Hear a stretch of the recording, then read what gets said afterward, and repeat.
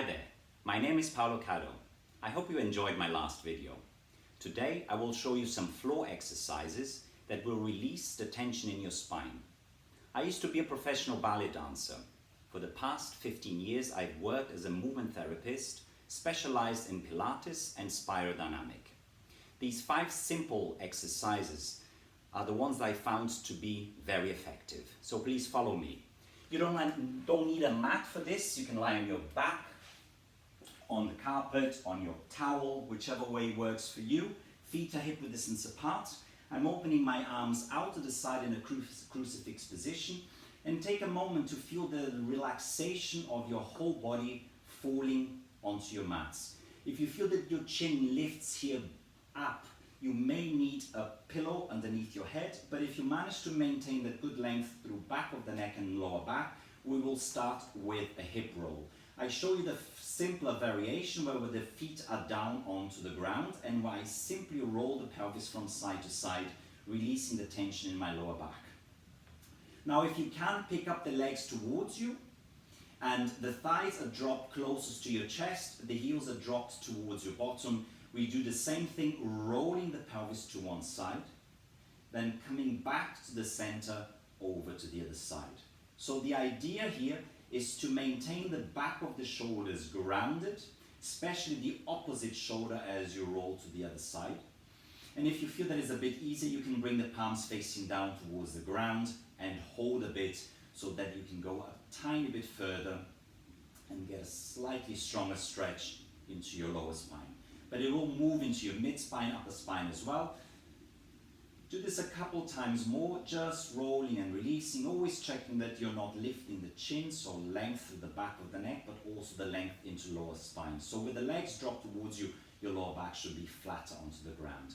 Now we move on to the next one. Feet are hip distance apart on the ground once more. And I will do an embrace where I cross my hands around and I walk my hands towards the upper back area, towards my shoulder blades. Once you're lying down, drop the shoulders down, elongate the back of the neck. Once more, you may need a pillow underneath your head. And then the idea is to keep now the pelvis still and rotate the mid back and the upper back from side to side. So basically I'm rolling between my shoulder blades, releasing that tension into upper mid spine.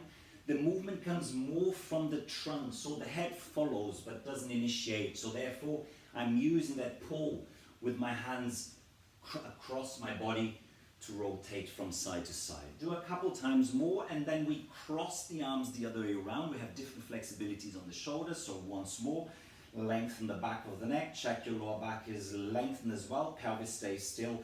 And then you can rock smaller, just between the shoulder blades, or a bit further over from side to side, depending on how you feel today. Keep this soft and relaxed, so a sensation that you are simply waving in the wind from side to side. And the breath going in and out deep. And we do this a couple times more, and then slow down and finish off. Now we're going to go on our sides. And I'm using the mat as a guideline, so the back of the hip on the back of the mat. And I'm placing now the knees at 90-degree angle. Make sure that your top knee is really stacked and not rotating back, so on top of each other. And I'm sliding my elbow ahead. I'm using once more the mat line so that I'm sure that I'm in front of my knees. The idea is my body is slightly tipped forward. Then I lie on the back of the shoulder, elongate the back of the neck once more. You might need your pillow underneath the back side of the head. And hand on the knee, the one closest to the ground, and the other hand on the breastbone. Use maybe your other hand to touch your lower back and sense the length into your lumbar spine. And then once you're ready, you start in-breath to prepare. And I'm working in opposition. The hand on the knee maintains the knee, or even gives a slight impulse forward, and the hand on the breastbone rotates the breastbone, or senses the rotation of the breastbone towards the ceiling. Then I come back a tiny bit and I repeat. So I'm keeping the knee still and rotating the breastbone away from it.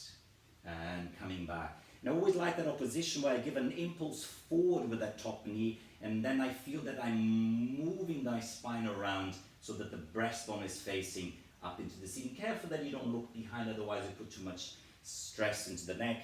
And then again, you're rotating, stabilizing the pelvis, staying stacked, and rotating the breastbone up into the ceiling. Always checking that you're not lifting the chin, so length through the back of the neck. We're going to do this the last time.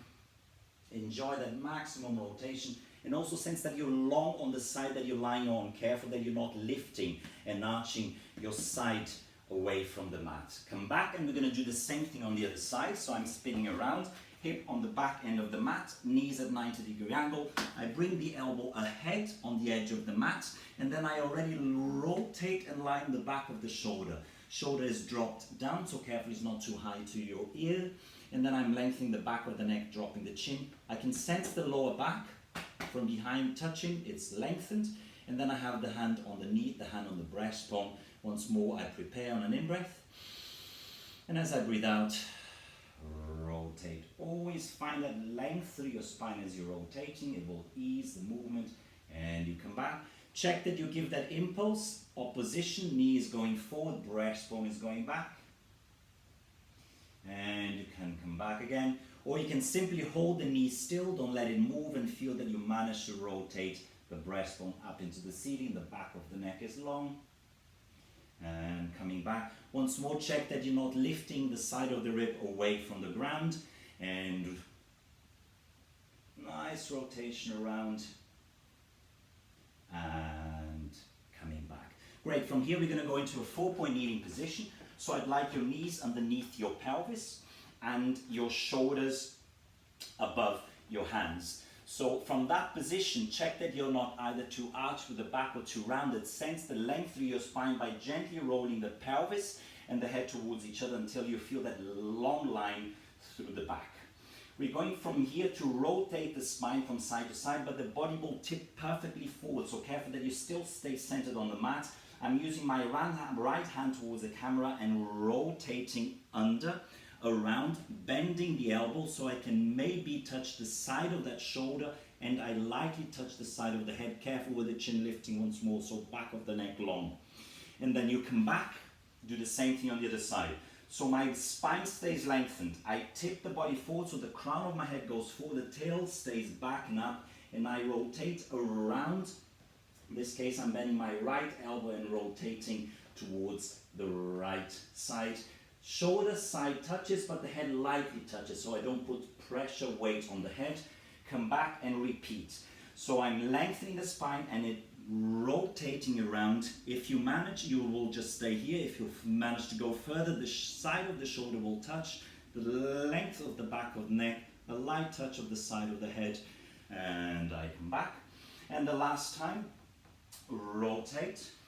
Control the length of your spine going forward and down. Rib cage rotates around, shoulder lightly touches with the head, and I come back. And now the last one, once more in that flat back position. Check that you're spinning your upper arms around so the creases of your elbows are looking forward with your fingers. And from here I'm going to go what we call the cat stretch. I'm going to C-curve the spine, so I'm going to round up as if I'm going over a ball. Now with that rounded shape of my spine, I simply sit back, bringing my bottom towards my heels. From there, I will start sending the tail back, the crown forward to elongate the spine. Elbows close in parallel. I don't touch them onto the ground, and I pull myself into dive position forward and press up. So once more, I roll pelvis and head towards each other. Open the back completely. Roll back, sitting back with that rounded spine.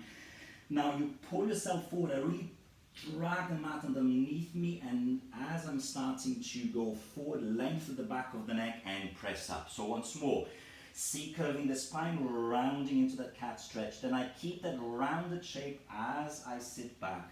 From there now I'm changing to a lengthened spine, elbows parallel, a pulling of my body forward. So shoulders, when they come towards and over my hands, I start to press up. Let's do a last one, nice and wavy, sitting back, diving forward and pressing up. Brilliant. This should help you to release the tension in your back. Thank you so much.